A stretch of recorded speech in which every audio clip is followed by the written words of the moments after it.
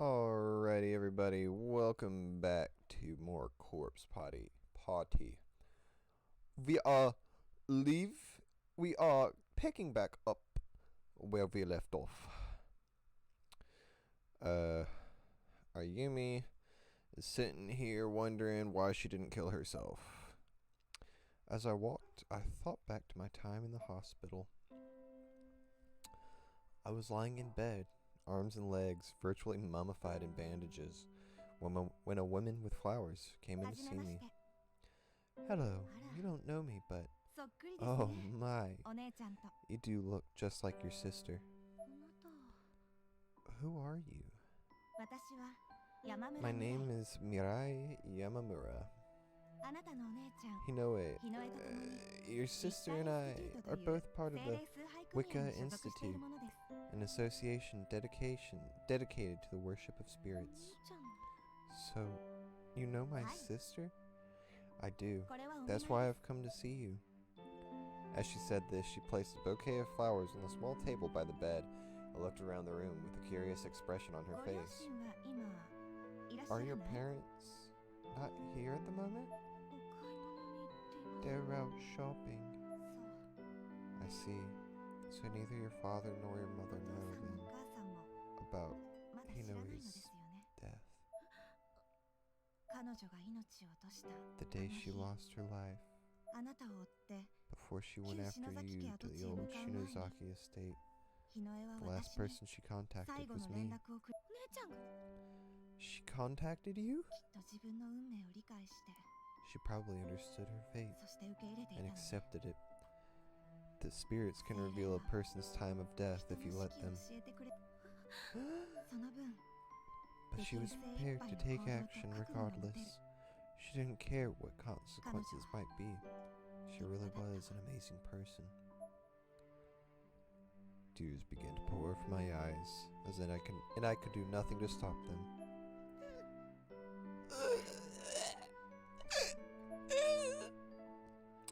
I had been sitting up in bed, but unconsciously started to curl into a fetal position as best as I could with the bandages. Yamamura put her hand on my back to comfort me. Ayumi, I've come here to bestow Hinoe's last wish to you. Retrieve the grimoire, the Book of Shadows, the forbidden book that's been passed down through the Shinozaki family for generations. If that book should ever fall into the wrong hands, the world would most assuredly be plunged into utter chaos. See, we of the Wicca Institute are an association of white witches who commune with spirits and abide by the will of nature. Hinoe was initially hesitant to involve herself with anything related to the Shinozaki bloodline, having defied her parents and rejected her lineage. But in recent years, she'd been sensing the presence of the book and growing more and more intrigued. The other Wiccans and I looked for it, of course, but we found no hint of it at the site of Yoshi and Sachiko Shinozaki's estate. We were surprised to find burned beams and other debris of the old house in what we expected to be nothing more than a vacant lot. But that was all we found. Yet, even though it wasn't there, I can still sense it. Its presence remains somewhere in this world. Yamamura looked directly into my eyes. Did you know that someone else was living in the city who shares her bloodline with you and Yoshi Shinozaki? Yamamura pulled a notepad from her pocket and carefully wrote a name and address on the top sheet. She then tore the page and handed it to me. Makina Shinozaki. I knew that name. It was on the family tree.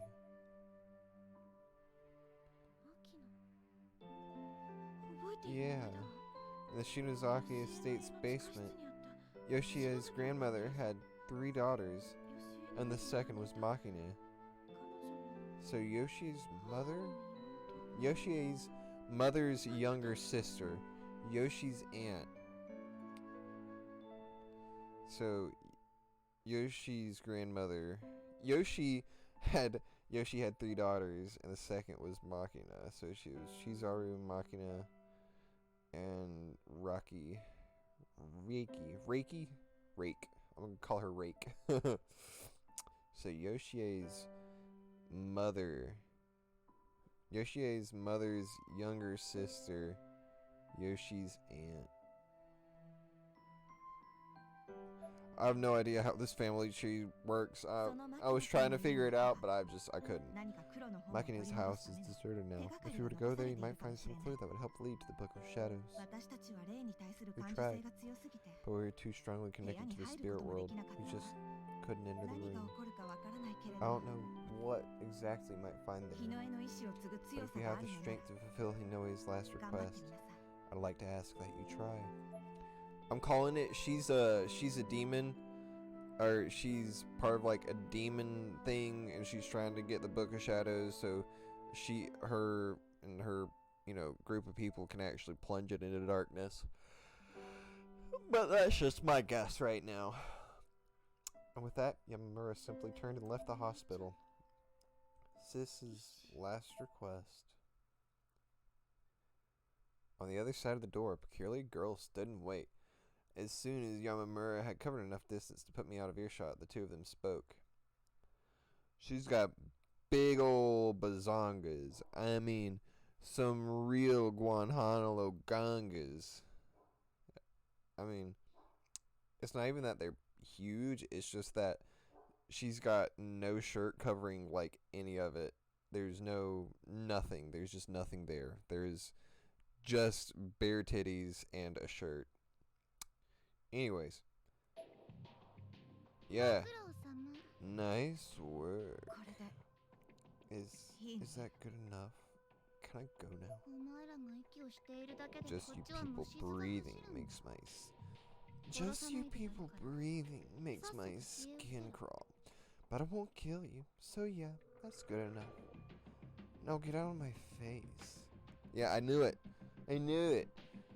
She's a demon. She wants the book for herself. Yamamura ran away as quickly as she could without drawing attention to herself. As if in response, the intimidating girl in the peculiar outfit spat on the hospital wall. Man, hard to find anyone these days who's not a dumbass. As she mumbled these words, she sneaked aside while glanced at me in my room. I was completely oblivious.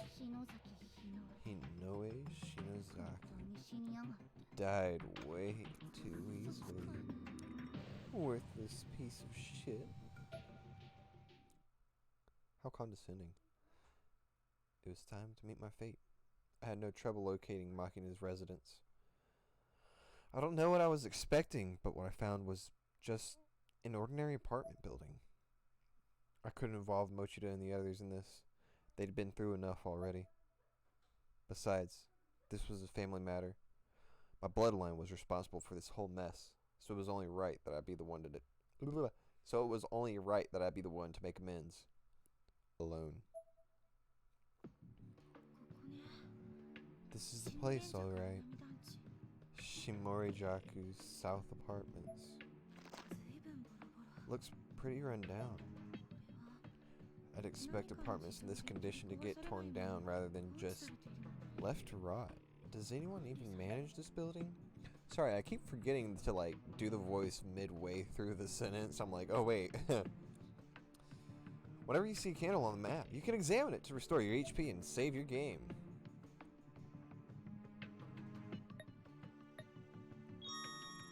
Alright, now I gotta save. Good stuff. Nope, can't go this way. Can I go this way?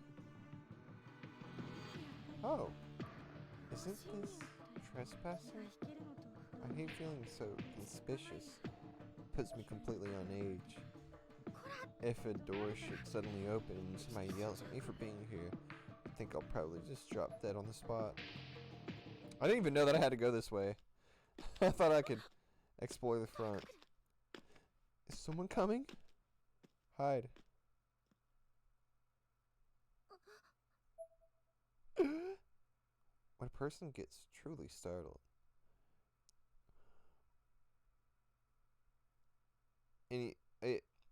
Instead of she, I'm going to say they, because when a person, it's not talking about her in particular, but anyways, when a person gets truly started, they're unable to move due to the combination of fear and well, being put on the spot. It's like they've been planted to the ground. It may be human nature, but I hated not being in control of my actions. Nonetheless, there I was, a sitting duck, just waiting for someone to come down the stairs. Except no one did. The seconds ticked on, but I was pretty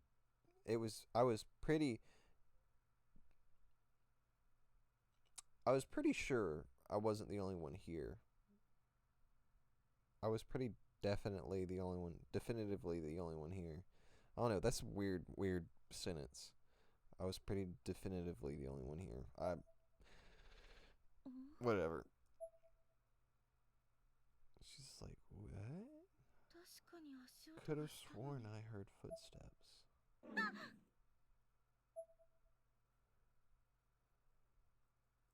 Yes?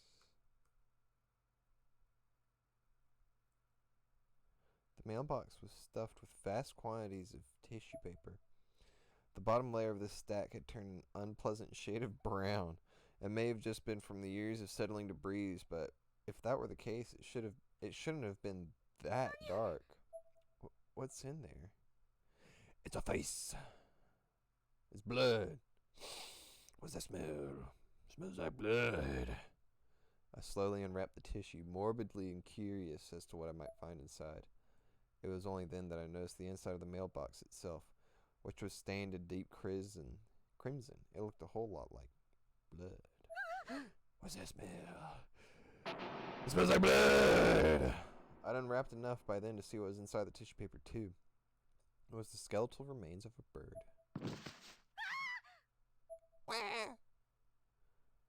Poor bird. It just wanted to make a nest, and then it got stuck in there. Wheeze, gulp. On the rusted panel of the mailbox, from which I had discovered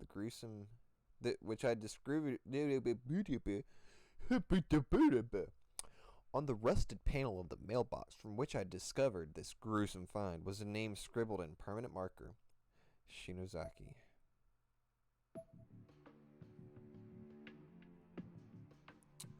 Well, I'm out. Peace. Can't go that way. Well, I guess time to go up the stairs. Uh-oh. See the spirits in the windows? Stop, no. Shut the hell up, bitch. I'm gonna bash your skull in.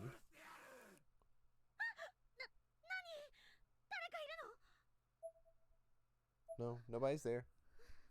Sorry. What's going on? Is somebody there?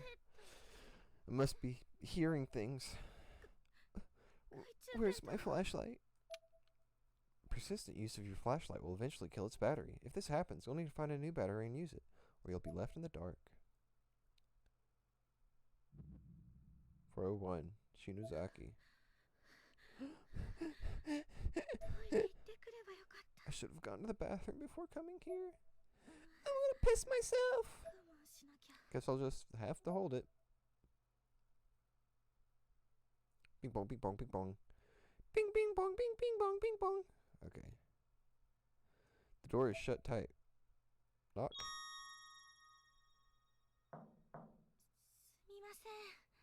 Sumimasen. It's gonna fling open. There's a doorbell on the wall nearby. Ding dong. Bing bong. Pressing it only produces clicks. Guess there's no power. Go get. Door shut tight. Open it. Bust it down.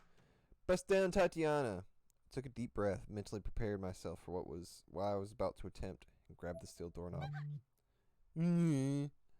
Sorry, my vibrator went off. Oops.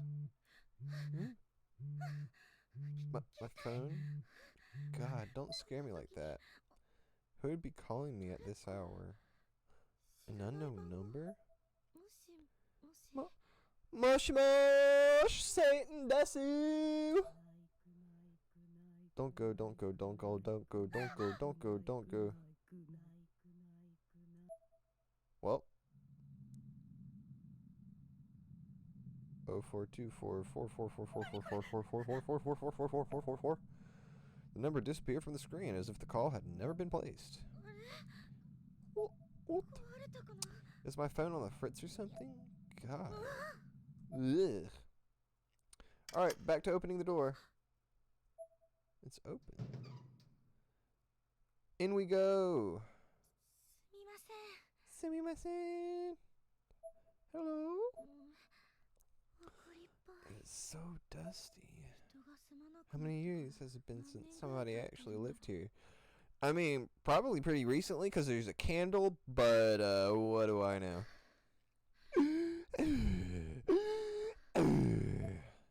Deep breath. Deep breath. Oshamishimasu. Okaerimasu. Is anyone home? Should I take off my shoes? Girl, this place is dusty. You don't need to take off your shoes. What do you mean? Ooh. That was totally a voice. That's right. I need to learn from my mistakes at Yoshi Shinozaki's house. This time, I've come prepared. With the voice recorder Sis used for her research. November 10th, 2008. 7:48 p.m. Beginning investigation of Makina Shinozaki's apartment.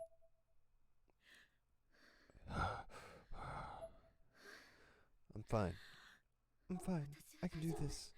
I've been to that school and that house. Bing, bing, bong, bing, bing, bong. Did it save? Okay, sorry. I'm making sure it saved. Okaerimashita! The way Yamamura was talking, Makina Shinozaki is dead. But her appliances still seem to be completely intact. Has anyone even been in here since her passing? Doubtful. Ooh, this is scary. Anything over here? In the corner formed by the wall, at first during the sink, there's an extremely disturbing amount of mold growing. Just breathing the air nearby feels hazardous to one's health. There aren't really any signs of food anywhere, however. Maybe Makina didn't eat much?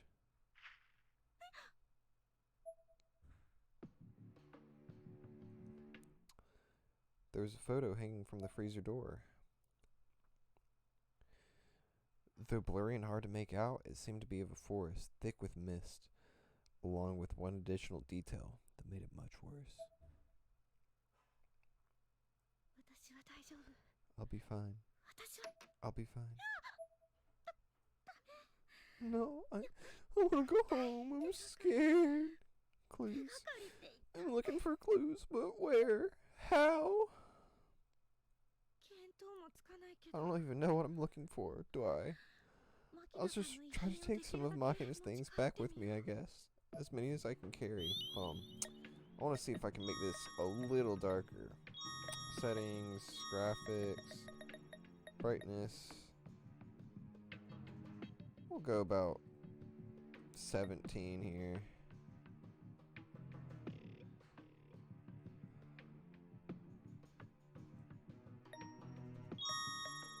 Let's see.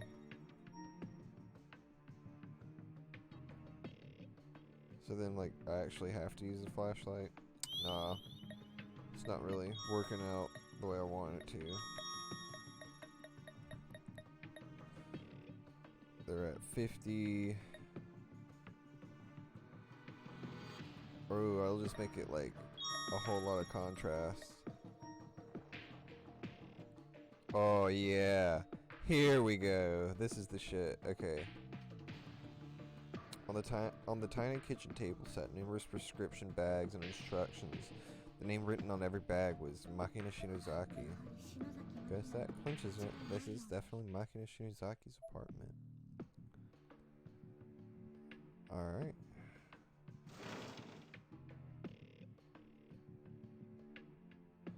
Items lying about can be attained by examining them. There may be hidden compartments or spaces in shelves and such as well, so be sure to examine everything very carefully. Kind of like see myself? I can see myself in the mirror. I look worried. There's something lying on the table. Batteries obtained. Okay, anything over in here? What's this? There's a small white box made out of paper. So small, in fact, that it fit in the palm of my hand with room to spare. It was light as a feather, too. Open the box, of course! Another dead bird? Bruh. Bruh. Why is there another one in here? I have to pick it up, but I really don't want to. Pick up the bird! Bird up. I'm sorry. Closed my eyes, put my hands together, sang a little prayer for the poor animal. I then left the box where it lay and got back to my feet. Drawers seem to contain only insurance documents as well as an official name stamp. These are, I can't take these. I wonder if there are any dependents listed though, or if there's anything else in here. Let's see. Photographs! That'll work. The top photograph in the stack depicted a young woman with a hairstyle decidedly not of the modern era. Is this Machina? The next photograph showed a different woman, smiling widely. Her clothes were actually quite beautiful, and her eyes looked almost lifelike on the paper, like they could suck you in. I flipped through each of the remaining pictures, seeing mostly just more of the same, until... Aww, look at all the baby! Look at the baby! Machina, Rocky, and Yoshi in Yokohama. Yoshi Shinozaki. That's Sachiko's mother. So, does that mean this girl is...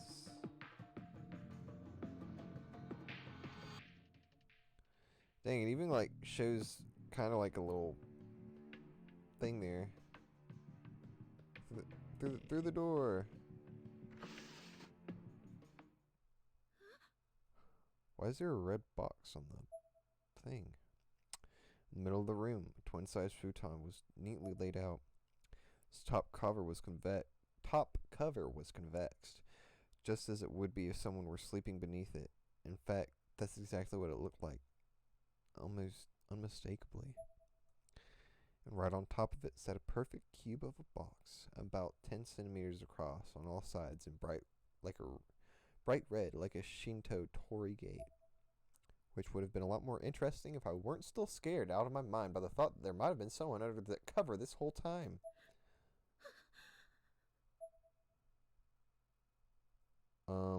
Pick up the box. I have to take this back with me. Okay, maybe I should turn the contrast up a bit because I can't see like a thing in this cutscene. It won't open. Uh-oh.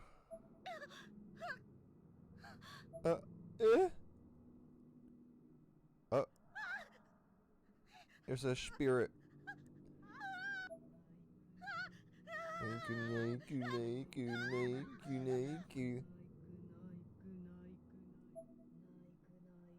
It was a silhouette of a human being, all black, save for all black, save for two perfectly round cutouts positioned halfway up the head, glinting with an unearthly light. There were no signs of life nor detail anywhere along the shadowy figure except in those eyes. But those eyes were very much alive. They were undeniably the eyes of a human.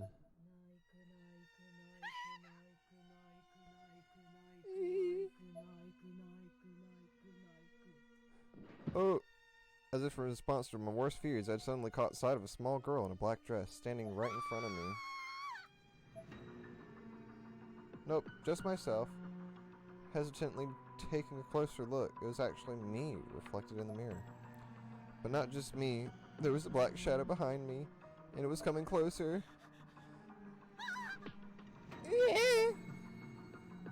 Panicked and rolled around, and my light immediately went out. I was completely shrouded in darkness, as if whatever I had seen had fully enveloped me. No. And you're dead. Smush. I stepped on something soft and squishy. Unconsciously, I paused for a split second, pondering what it may have been. But my de facto conclusion was, I don't care. I need to get the hell out of here.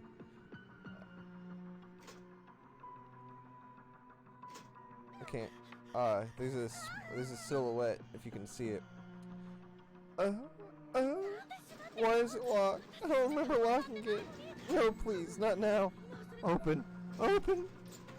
Feeling around the glass door surface, I finally found what seemed to be a handle. I tried in vain to turn it, only to realize that I couldn't, because it was a hand. Well, my right hand open. I didn't have to ask, though. I could feel it and see it. My right hand was being clasped shut by the tiny, ghostly hands of a white-hued child. I shook my arm violently, and the white apparition faded from sight. But my closed right hand still wouldn't open. Why? Why can't I open it? I had to get out of here. That was paramount. Clenched fist or no, I needed to leave before something worse happened. Panicked, I flung open the glass door.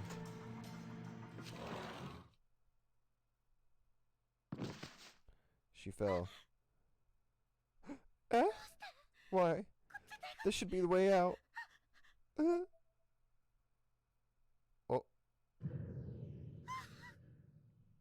Suddenly, there's an old lady. Is she about to throw up? Fell back, completely sick to my stomach. My heart was pounding so hard and so fast. I was convinced I was going to have a heart attack.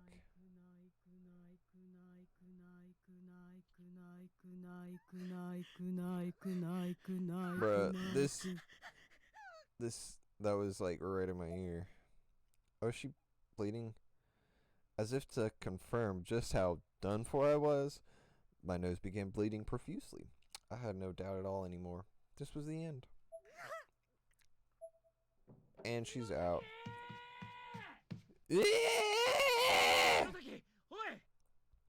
Shinozaki! Hey! Snap out of it! Class rep! Dead AF. Yep, she's dead. That's just the look of dead. Kishinuma moved my worn, limp body into the tatami flooring and carefully sat me up. I regained consciousness right away, and I was immediately met with the worried gazes of Kishinuma, Mochida, and Nakashima. Thank goodness you're safe. Nakashima wiped tears from her eyes. You guys. I was so relieved. So very relieved to see my friends. I started crying as well. Shinozaki, what the hell do you think you're doing here? What do you think you were doing coming here by yourself? I had to. I just had to. Why? Kishinuma. Satoshi? Let's leave this to Yoshiki. I was the cause of this. The cause of what? Everything's my fault. Our friends are gone because of me. Even she's gone. I was sobbing like a baby. My face must have been a mess, and my voice came out hoarse and in short bursts. How is this your fault? How is this your fault? I always remember to do his voice, though. Because it was my idea to do Sachiko ever after. I'm the one who brought it to school and had everyone stay to participate. That was the start of it all. It's my fault. How can he possibly take sole responsibility for that? Hey, we're a team, Shinozaki. You know that, right? I sheepishly nodded my head and looked down. I didn't want to meet his gaze. Well, if you know that, then don't forget it. Stop taking everything on yourself. Let me put it to you real simple. Don't you ever think for a second, not even 1 second, this is all your fault. You're not to blame, okay? So stop blaming yourself, damn it.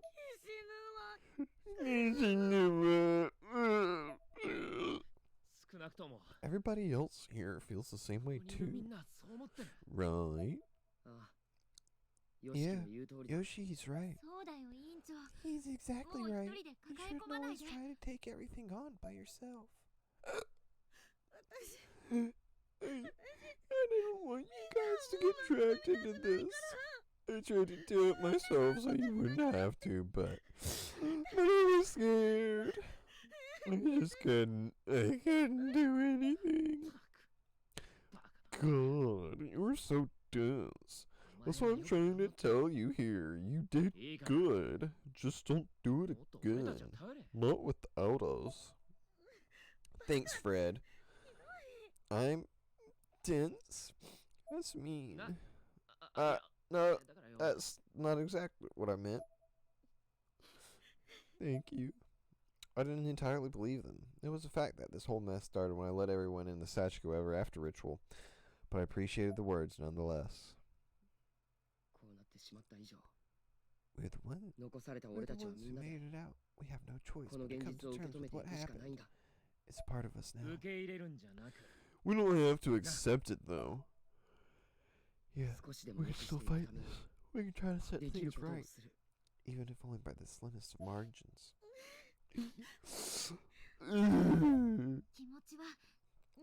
think it's fair to say that we all feel the same way you do, class rep.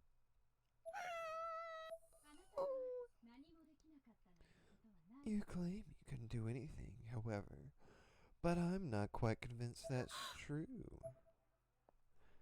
I didn't recognize the voice at all. I was a little perturbed that no one else seemed startled by it. It belonged to a girl I've never seen before, wearing an unusual outfit.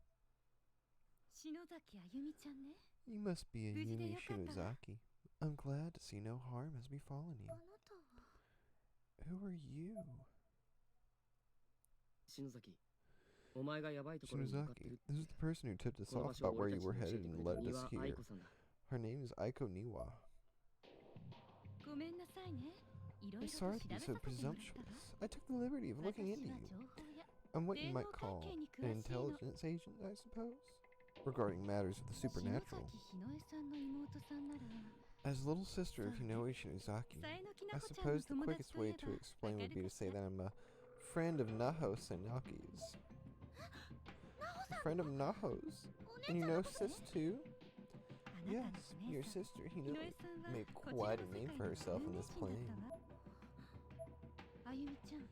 Ayumi, your right hand. Are you not able to open it? My right hand had been clasped shut this whole time. I'd almost forgotten about it. I tried to open it again, but still couldn't. No, I can't. Huh? Let me see. Kishinuma grabbed my hand and tried to pry my fingers open. Ow, that hurts! There's no point in forcing it. It should open naturally when the time is right. You just need to be patient. Uh-oh, what's this now? She picked up the box, I think. She attempted to open the box for just a moment, but her efforts proved to be in vain, just as mine were. This is rather intriguing. Like your hand, it simply refuses to show us what it contains. How fascinating. Aiko was mesmerized by the unopening box. She seemed desperate to understand what force kept it sealed, almost giddy at the unspoken prospects of what it could mean. Such spiritual energy. This is wonderful. May I hold on to this, if only for tonight? I believe I may be able to open it once I've returned home. Oh, hi. Hi. I had the feeling that this was less a request than it was a statement. She would never have taken no for an answer. Well, it's getting late tonight. Let's talk more tomorrow, shall we? I'll come meet you after school. That night, I returned home. I stood in front of my mirror and just kept trying to open my right hand. I put every bit of strength and energy I had into it. Ew. Still trying to open it. My fingers. It opened. What I found inside my heretofore closed hand were teeth? Human teeth from the looks of it. Very small baby teeth. 2 of them. The roots of each tooth were embedded deep within my palm, and I was bleeding quite a bit as a result. Why? Why are baby teeth in my hand?